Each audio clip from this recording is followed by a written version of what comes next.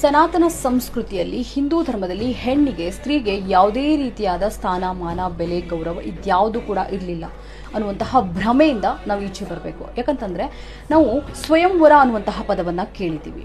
ಆಗಿನ ಕಾಲದಲ್ಲಿ ಸ್ತ್ರೀಗೆ ಹೆಣ್ಣಿಗೆ ತನ್ನ ಇಚ್ಛೆಯಂತೆ ತನ್ನ ಇಷ್ಟದಂತೆ ವರನನ್ನ ಆಯ್ಕೆ ಮಾಡಿಕೊಂಡು ಮದುವೆ ಆಗುವಂತಹ ಸ್ವಾತಂತ್ರ್ಯ ಇತ್ತು.